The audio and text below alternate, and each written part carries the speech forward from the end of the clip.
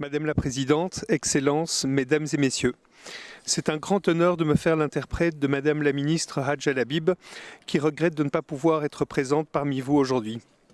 Nous vivons actuellement le 21e mois de la guerre d'agression russe contre l'Ukraine. Cette invasion illégale, non provoquée et injustifiée a causé des souffrances inqualifiables au peuple ukrainien. Des millions d'Ukrainiens, majoritairement des femmes et des enfants, ont été déplacés à l'intérieur du pays ou ont dû fuir leur terre natale. De nombreuses violations du droit international humanitaire et des droits humains, d'une ampleur sans précédent en Europe depuis des décennies, ont été documentées, notamment par le mécanisme de Moscou. Les auteurs de ces crimes doivent être tenus responsables devant les juridictions nationales et internationales compétentes, dont la Cour pénale internationale. Par-dessus tout, le peuple ukrainien continue de souffrir tout en défendant son pays.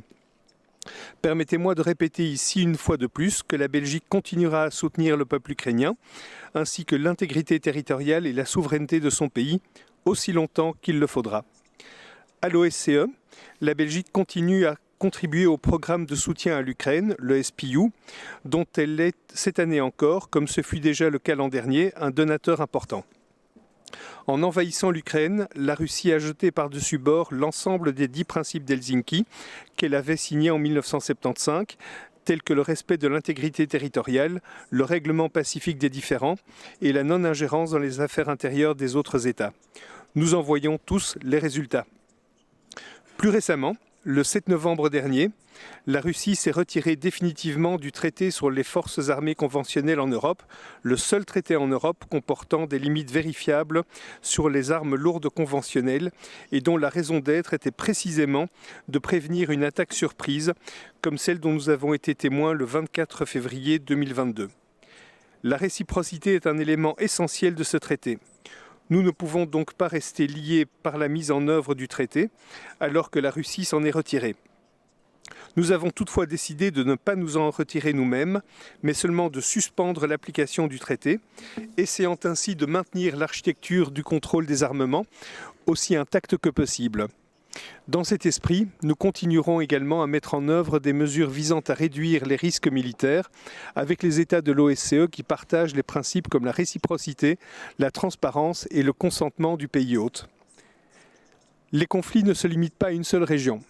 Dans ce contexte, j'exprime mes inquiétudes quant au départ en masse des Arméniens du Haut-Karabakh à la suite des hostilités des 19 et 20 septembre.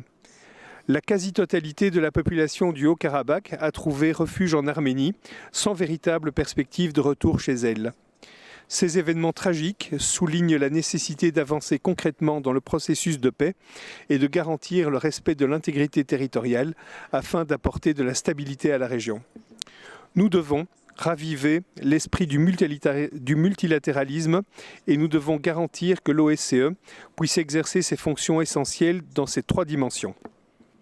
Pour y parvenir, notre tâche la plus urgente est de maintenir l'OSCE en vie. Le minimum pour cela est que nous trouvions un consensus sur la présidence ainsi que sur le leadership du secrétariat et des 3 institutions autonomes. Il semble que peut-être nous puissions parvenir à un consensus sur ce point au cours de cette réunion. Si nous réussissons, espérons que ce soit le début de nouvelles décisions consensuelles, peut-être à commencer par le budget pour 2024.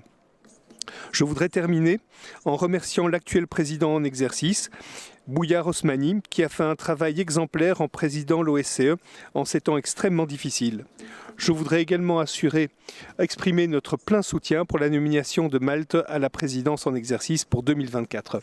Je vous remercie.